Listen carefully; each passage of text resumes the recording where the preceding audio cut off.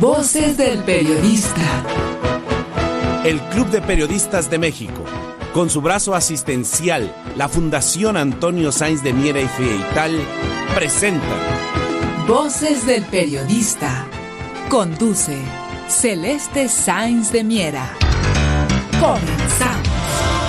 ¿Qué tal, amigos? ¿Qué tal? Muy buenas tardes. Bienvenidos a su programa Voces del Periodista, en la frecuencia donde la pluralidad es verbo, que es Radio Cañón, las 760. Queridos amigos, en nombre de nuestro productor y director general, les compartimos nuevamente, y nos apena mucho, que la situación de los enlaces se complican mucho con mi línea.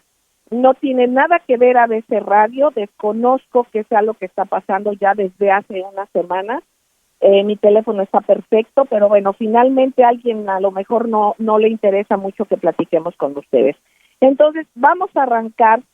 Yo le agradezco en esta mesa extraordinaria con el maestro Rafael Barajas Durán, @Fisgón-Monero, la maestra Ceci Tapia, @Solidaridad1000, y con el maestro Gerardo Castilleja, @G Castilleja, poder compartir temas de relevancia nacional e internacional. Recuerden que todo va ligado.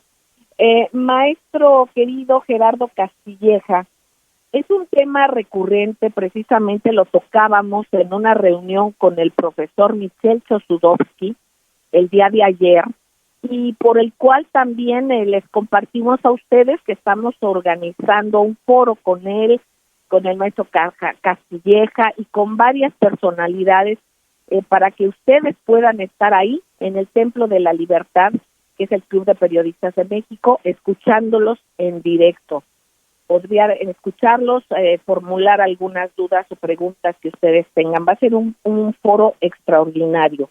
Pero bueno, mientras esto estábamos hablando de este reloj en el que tal parece que estamos segundos antes de la medianoche, un reloj por una guerra mundial nuclear en el cual insiste la OTAN, Estados Unidos, que básicamente no son los países, recuerden, es la City de Londres, es los intereses financieros, y utilizan el nombre de países. Aquí es bien importante que nos compartas al regreso de este breve corte que va a estar el profesor Gerardo Castilleja, precisamente por qué este reloj de guerra está marcando segundos antes de la medianoche. Esperemos que esto no suceda. No son cuestiones de alarmismo, son cuestiones que son reales. ¿Por qué? Porque el mismo sistema en quiebra, el sistema financiero, el neoliberalismo que ha causado tantas desgracias al mundo, el colonialismo internacional, son los que están empujando a que se dé esta guerra. El profesor Michel Chossudovsky nos comentaba en un tweet que subimos el día de ayer, y él nos lo comentará más adelante. Él tiene datos, documentos importantísimos.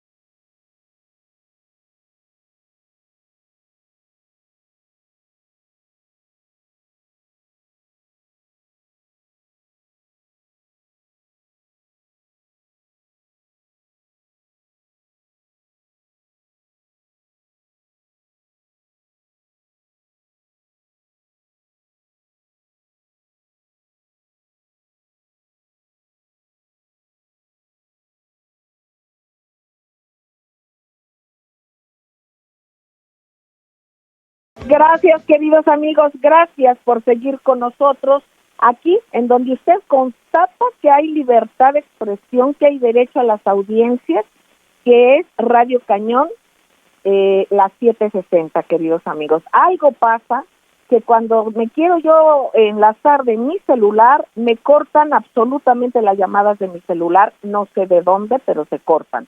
Estábamos haciendo el enlace por el teléfono de Ceci Tapia, arrancamos con él, pero llegó un momento en que se le cortó totalmente la señal a su teléfono. Entonces hemos estado buscando alternativas para hacer los enlaces, pero bueno, ya estamos, y agradezco mucho en cabina, ingeniero Víctor Melara García, Jonathan Álvarez, mil gracias por su apoyo. Bueno, vamos a seguir con el maestro Gerardo Castilleja, con este tema que al parecer como que duele, como que no se puede comentar porque no es Radio Cañón, no es mi teléfono, pero algo pasa que se bloquean señales de algunos teléfonos. Tendremos que estar cambiando teléfonos y las IPs, porque de veras está esto medio complicado. Bueno, ahora, maestro querido, muchísimas gracias, Gerardo Castilleja.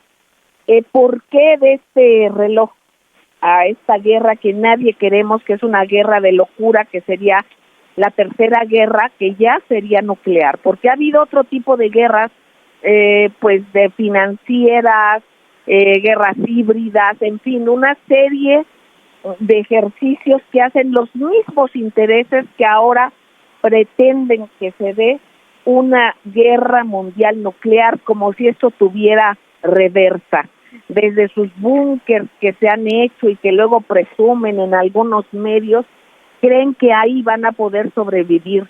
No tienen la menor empatía de pensar en lo que puede suceder a la humanidad. Adelante, maestro Gerardo Castilleja, te escuchamos. Gracias, maestra, y a nuestros queridos compañeros aquí en la barra de comentarios. Sí, yo creo que hay que recordar que la semana pasada el presidente ruso, Vladimir Putin, dio 3 mensajes, un mensaje largo, pero con tres avisos. El primero, pues diciendo que se pasó, esa fue la palabra que usó él, se pasó de la raya, tanto los Estados Unidos como la OTAN, en su política bélica de provocaciones. Lo segundo fue anunciar una movilización parcial de sus fuerzas armadas, que se justifica esa movilización precisamente por todo lo que ha venido haciendo la OTAN, los Estados Unidos. Y el tercero, pues, fue anunciar que vienen estos referendos en las 4 regiones ucranianas, ¿no? Los 4 oblasts de Ucrania que están en el sureste, y que las elecciones este referéndum empezó el viernes y va a concluir mañana. Mañana va a terminar bueno, si las poblaciones, los ciudadanos de estas regiones deciden reincorporarse a Rusia, entonces hay varias implicaciones. La primera, pues, es que ya no es territorio ucraniano. Esto se va a convertir ya, por el hecho de un referéndum, por el hecho de una determinación que va a dar la propia Federación Rusa en cuanto reciba los resultados, unos días después que pase a la Duma, que es la Cámara en Rusia, y después pase a ser ratificada por el Ejecutivo. Entonces eso ya se va a considerar parte de la patria rusa. De manera que todas las fuerzas ucranianas que se encuentren en territorio de esas regiones, que ya se van a incorporar a Rusia, estamos hablando de 10 días cuando mucho, entonces serán consideradas como fuerzas de ocupación. Y entonces, cuando Ucrania bombardee ese territorio, se va a considerar un ataque a Rusia. Esto rompe o cambia lo que fue la operación militar especial, y entonces tenemos una amenaza directamente a Rusia, y por lo tanto Rusia va a responder como si se tratara de estar atacando cualquier región de su territorio. Para los Estados Unidos y la OTAN, ¿verdad?, que siguen insistiendo en que el referéndum no es más que una fanfarronada más de Rusia, que no hay que tomar en serio a Putin, que hay que simplemente seguir con la operación militar, esto va a costar un precio muy alto. Y hay voces, yo quiero señalar en estos comentarios algunas de las voces que con mucha claridad están diciendo qué es lo que nos enfrentamos, a qué se enfrenta el mundo, porque dicho en palabras de Scott Ritter, uno de los mejores conocedores de armamento nuclear, que estuvo comisionado por la ONU en Irak para supervisar si había esas armas de destrucción que no se encontraron nunca. Él dice claramente que estamos a segundos de una guerra entre Rusia y los Estados Unidos y la OTAN. O sea, son segundos en el que el reloj de la historia, el reloj de la guerra se está moviendo muy rápidamente. Así que queda ahora, a ver, hasta dónde hemos llegado.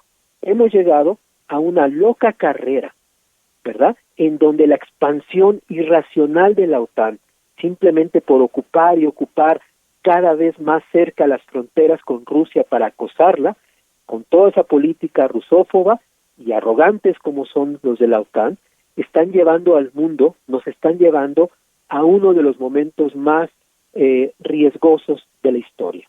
Y esto es la posible conflagración entre potencias nucleares. La última amenaza, pues que fue real, de un ataque, fue, acordémonos, hace 60 años, el 23 de septiembre de 1962. El mundo estuvo a punto de una guerra nuclear, con la famosa crisis de los misiles cubanos, que se estaban ensamblando misiles soviéticos nucleares en la isla, y que gracias a Kennedy y a Khrushchev, el secretario general del Partido Comunista Soviético, pudieron ver que ya estábamos en el umbral de una guerra nuclear y pudieron hacer lo que era necesario hacer, pararla, discutir, hacer acuerdos como los que ahora se tienen que llevar a cabo.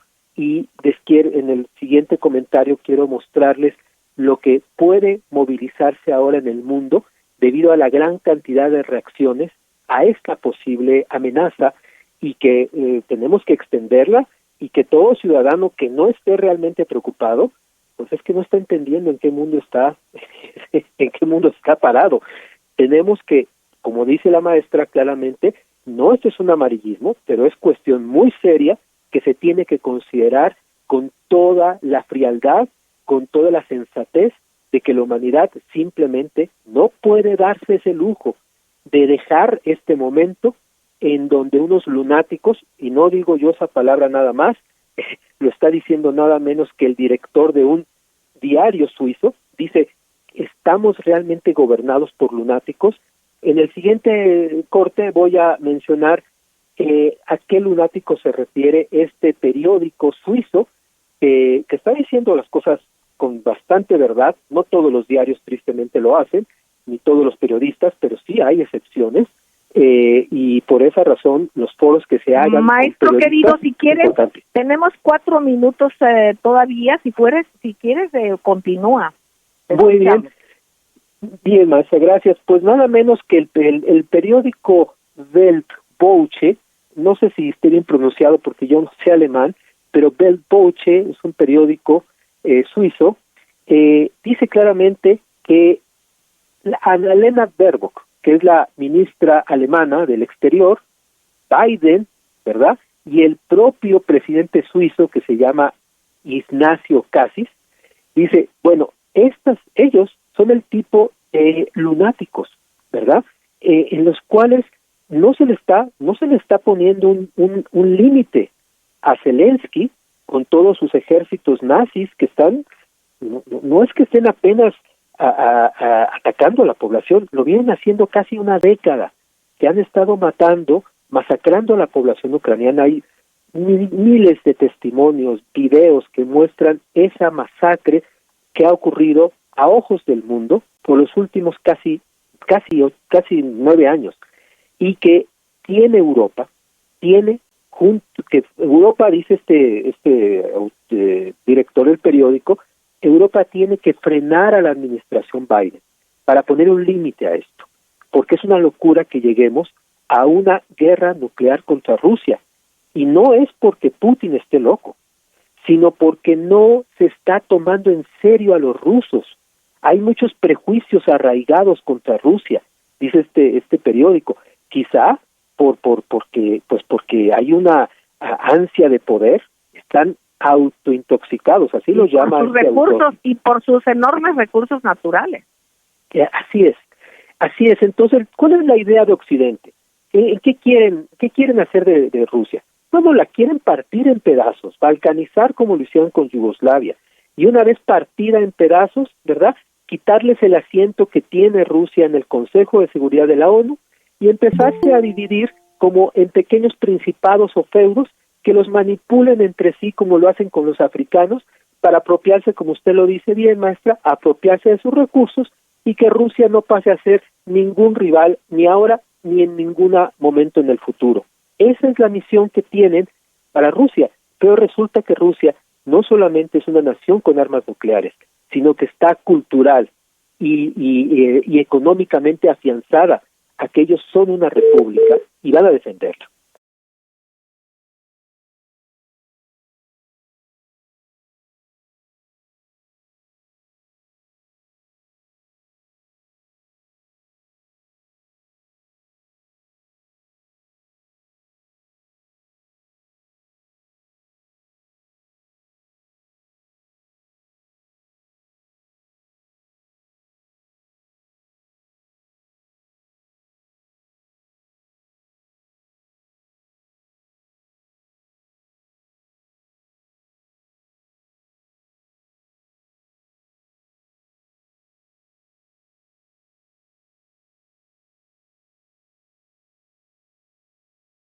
Gracias, queridos amigos, gracias por seguir con nosotros en las frecuencias de Radio Cañón XE ABC en Radio Cañón las 760, queridos amigos. Reitero, un bloqueo de llamadas que tenemos que estar utilizando diferentes opciones para poder tener este enlace con ustedes. Si se corta, esa es la causa. Vamos a investigar si es que se puede, porque no es ninguno de nuestros teléfonos, ni por supuesto es de Radio Cañón. Pero bueno, vamos a regresar. El maestro Gerardo Castilleja estaba completando su comentario tan importante. Lo escuchamos, te escuchamos, maestro querido, para posteriormente, afortunadamente, ya tenemos en la línea al maestro Rafael Barajas Durán, @Fisgón-Monero. Adelante, maestro Castilleja. Gracias, maestra. Solo para completar, quiero mencionar algo muy importante.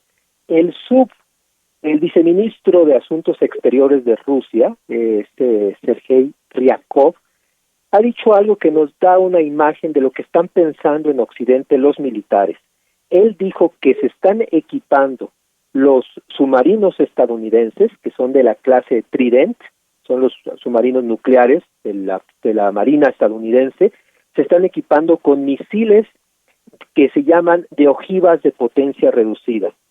¿Qué implica esto? ¿Por qué ojivas nucleares que no tienen toda la magnitud de una explosión nuclear? Se están haciendo porque consideran los Estados Unidos que se pueden hacer ataques limitados en una región de Ucrania, por ejemplo, en Lugansk o en Zaporilla. Y lo que los expertos coinciden, expertos en armamento, como cité a Scott Ritter, es que eso no es posible. No es posible que haya un ataque nuclear limitado por la misma naturaleza de las armas nucleares. Una vez que se suelta la primera, todo el arsenal se tiene que soltar por una razón muy sencilla, porque son armas tan poderosas que sería incapaz de responder la nación que es atacada si no suelta todo el arsenal junto. Entonces, esto nos da una idea de que sí hay efectivamente en los Estados Unidos gente lunática, y no estoy hablando de Biden, también militares que creen en estas tesis de un ataque limitado. La verdad es que hay muchos en Rusia y en Europa que están plenamente conscientes de este peligro. Quería comentarlo para que se vea el momento de urgencia, para que las naciones actúen, dialoguen los legisladores, dialoguen los diferentes congresos, los parlamentos, en evitar una crisis que corre cada vez más rápido y nos acerca a las 12 de la noche. Eso es lo que quería comentar. Esperemos que no, maestro querido, esperemos que el reloj se detenga. Y nos decía el profesor Michel Chossudovsky ayer en esa plática, recordar, tener muy presente que estas famosas mini news que tanto se promovían como que son que no pasa gran cosa y que es totalmente una falacia, no solamente es en la potencia y en la destrucción, sino que ya ni siquiera se debe de tener el botón rojo famoso de que lo detonara el presidente de los Estados Unidos, sino que ya cualquier militar de 3 estrellas ya pudiera accionar ese botón. Así es que hay que estar alertas, queridos amigos. Y bueno, pues vamos por esa visión también del neocolonialismo que se manifiesta de diferentes maneras en el mundo, y parte de ello también es la irresponsabilidad o poco profesionalismo o intereses por los cuales se ceden espacios periodísticos por intereses económicos, políticos o de cualquier otra índole, y cuando es fundamental en darnos cuenta sobre lo necesario para la paz, tanto regional de los diferentes países como mundial, literalmente la información precisa, certera y comprometida con la sociedad. Sobre este tema yo quisiera preguntarle al maestro Rafael Barajas Durán, @Pisgón-Monero, maestro tan querido, precisamente sobre un caso tan notado como es el de Penilei Ramírez, de quien escribe también Mauleón, con estas circunstancias de filtraciones y de información que pudiera ser de un interés general y que cualquier periodista estaría interesado en compartir, que aquí son filtraciones, no es una investigación, son filtraciones, pero no checaron las filtraciones o el nivel de afectación que pudiese tener precisamente a que se pueda penalizar a los culpables. Entonces, ¿cuál es el manejo y el trabajo que se hacen desde las líneas que se dicen periodísticas y que se dicen informativas? ¿Usted qué opina, maestro querido? Lo escucho. Sí, mira, estamos ante una prensa muy curiosa, porque es una prensa que, lo hemos dicho varias veces, básicamente obedece a lógicas que tienen que ver con grupos de interés, que tienen que ver con lo que les sirve a grupos específicos y que con frecuencia están al servicio de estrategias muy concretas. Los dos casos que acabas de tocar, el de Héctor de Mauleón y el de Penilei Ramírez, son casos muy delicados. El caso de Héctor de Mauleón es muy curioso. El 19 de septiembre publicó en el Universal unos cables que supuestamente habían sido enviados por el embajador Ken Salazar de Estados Unidos a varias dependencias de Estados Unidos, y en esos cables se establecía, por ejemplo,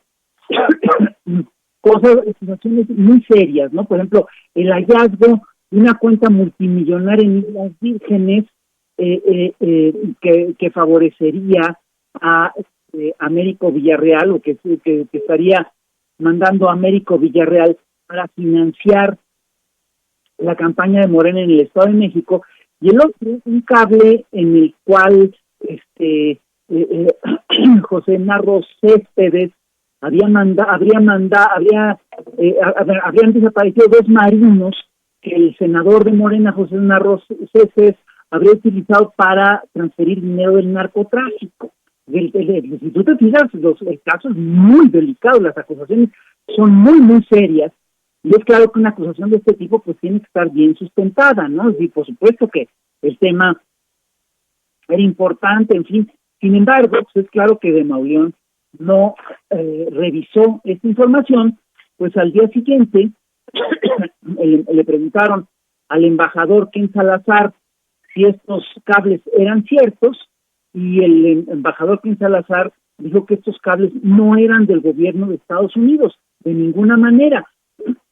Esto básicamente pues echa a perder todo el planteamiento de Mauleón, y hay que decir que está enmarcado en un contexto muy delicado, porque en cuanto se supo, en cuanto publicaron los cables, se filtró la información de que el gobierno de Tamaulipas, o un juez de Tamaulipas, estaría a punto de girar orden de aprehensión contra el gobernador electo de Tamaulipas, Américo Villarreal, y después de que el embajador Ken Salazar dijo que esos cables eran falsos, pues se retira la orden de aprehensión. Ahora, ¿qué implica esto? Esto implica básicamente que este cable era parte de una estrategia mediático-legal, lo que se conoce como una estrategia de lawfare, que se manejan siempre los casos de lawfare con autoridades judiciales y el cuarto poder, los medios.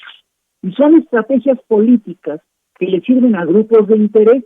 Ahora, esta estrategia en particular era particularmente delicada porque estamos hablando de la posibilidad de detener la alternancia en Tamaulipas, que es el último estado que es gobernado por el calderonismo.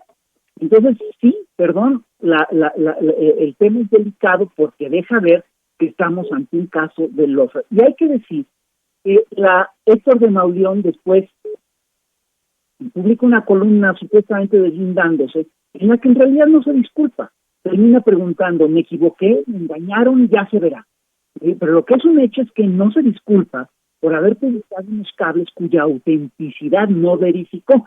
Y este es el menos grave de los casos que has mencionado. Si quieres, tratamos el caso en corte. Excelente, maestro querido. Efectivamente, como tú vas a cualquier periodista o que se diga periodista, pues lo van a chamaquear tan fácil, ¿no? Te dan un documento y te dicen que es tal y no checas, no corroboras la fuente. Es justamente lo que dice el maestro. Vamos a un corte y regresamos. Gracias.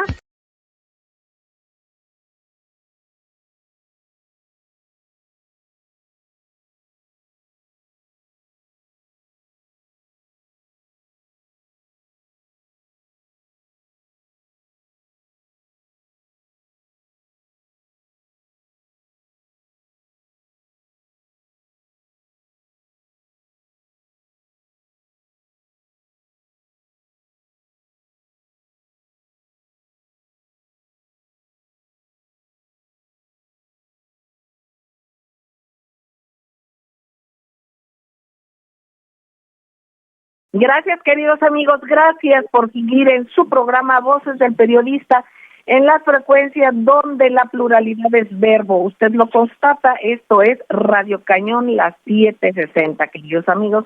Y gracias a quienes nos retransmiten de manera diferida. Muchísimas gracias, Gran Grupo Radio Turquesa, La Joya del Sureste, a las frecuencias de La Pantera en la frontera norte, y a todos aquellos que de manera cibernética o también en frecuencias radiales pues les regalamos, les compartimos el contenido. Aquí no se trata de lucrar, se trata de informar. Y bueno, continuamos escuchando al maestro Rafael Barajas Durán, @Fisgón Monero. Maestro querido, adelante. Pues estábamos hablando de dos casos periodísticos, de dos eventos periodísticos que tuvimos esta semana. Uno es el de Héctor de Mauleón, que publica, sin confirmarlos, unos cables supuestamente de la embajada norteamericana, cables que además pues hacen acusaciones muy serias contra el gobernador electo de Tamaulipas, América Villarreal, y que pusieron en riesgo incluso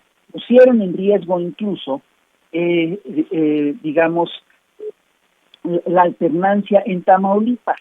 El otro caso, que es también muy severo, es uno que se dio con la periodista Penilei Ramírez, ¿no?, que publica el sábado 24 de septiembre en el periódico Reforma lo que publica es una versión no testada, es decir, no cuidada, sin quitar las partes sensibles del informe sobre Ayotzinapa. Entonces, esta versión ya había sido entregada a la Fiscalía General de la República. Es, por supuesto, importante ver de dónde salió la filtración. Hay quien dice que pudo venir de la Fiscalía, hay quien dice que es probable que haya venido de un juez. Pero esta nota da detalles que son verdaderamente estrujantes sobre el asesinato de los estudiantes, ¿no? Y son detalles que la Comisión de la Verdad había cuidado de no transmitir para proteger la sensibilidad de los padres y para no entorpecer las investigaciones. Entonces, el caso del documento que publica Penilei es muy delicado, porque este sí es claramente un documento oficial, ¿no? Sin embargo, es un documento oficial cuya publicación puede plantear problemas muy delicados. Se especuló mucho de que esta publicación podría entorpecer las investigaciones. El día de hoy en la mañana, en su conferencia, el presidente Andrés Manuel López Obrador declaró que a lo mejor quienes filtraron este documento sin testar lo hicieron pensando que de esa manera la investigación ya no va a tener validez legal. Fíjate qué grave.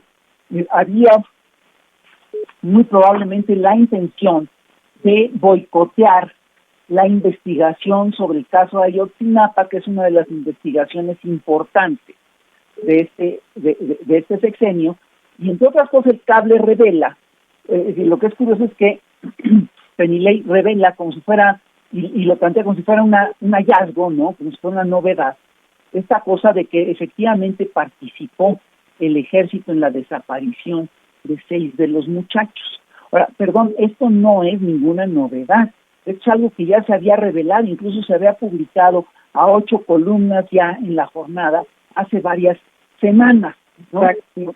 Aquí lo que llama la atención es que se trata también de una filtración periodística, ¿sí? Un acto periodístico que muy probablemente tenía una intención legal. Este también, si tú te fijas, es un claro caso de lawfare, es un caso de guerra judicial. Se hace una filtración judicial de un documento oficial con una intención específica. Aquí posiblemente parecía ser que la intención era dinamitar el proceso.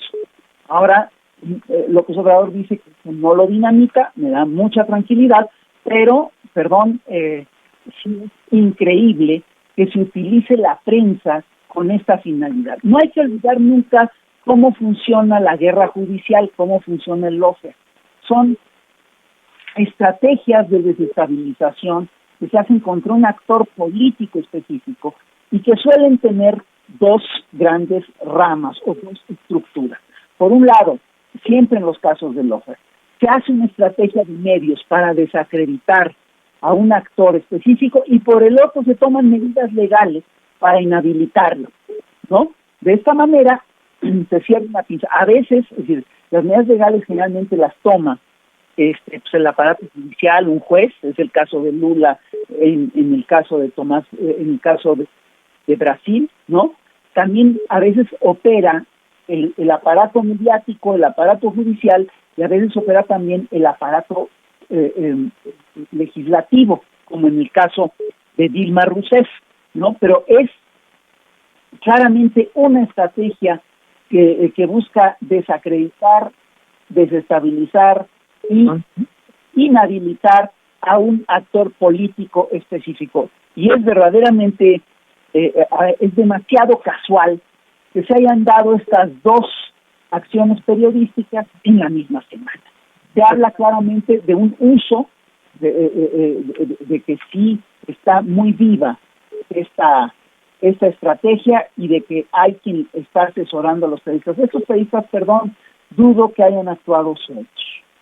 Exactamente, maestro, pues interesantísimo su análisis y yo quiero compartir porque me está llegando información directa del maestro Diego Papalardo de compañeros que están in situ, que están en el lugar donde se ha llevado el 4º día de referéndum, al final del 4º día de votación en la República Popular de Donetsk para la anexión, el deseo de la población para anexarse a Rusia.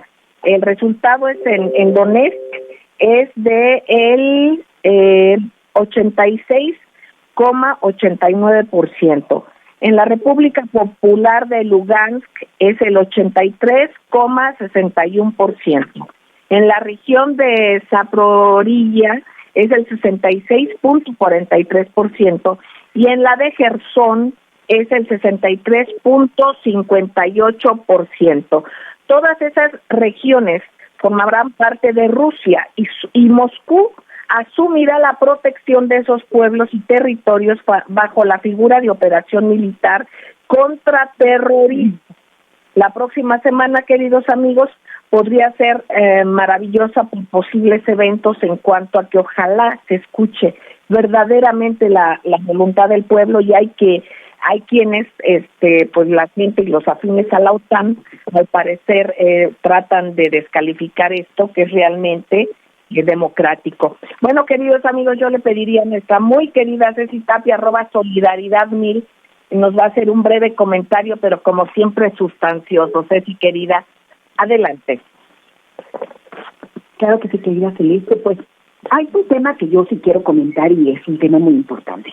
Nosotros en México, y les voy a repetir porque los estudiosos y conocedores van a decir, eso ya lo sabemos, pero en las redes sociales no. Resulta que tenemos 3 poderes, el poder ejecutivo, legislativo y judicial. Y en estos poderes se le ha exigido muchísimo al ejecutivo e inclusive lo han acusado de ser, bueno, plenipotenciario, él quiere todo, hace todo, está en todos lados, hágase cuenta un Dios. Sin embargo, eso es lo que ha empujado a que el legislativo tenga unos debates asquerosos, unos debates por muy debajo de lo que merecemos el pueblo de México. Y el tema es que esos sueldos de ese aparato legislativo, de esta democracia, la pagamos nosotros. Lo está pasando con el INE, está pasando con muchas instituciones que no están trabajando y vámonos más fuerte. ¿Qué está pasando con el Poder Judicial? Quienes se han reunido con un gran encono en contra del gobierno, pero no se dan cuenta que no es por criticar a un gobierno, están dejando sin justicia al pueblo de México. Y eso tiene que parar. El día de ayer hubo una marcha. Y ya hablan, y mucha gente se burla, hay 3 personas.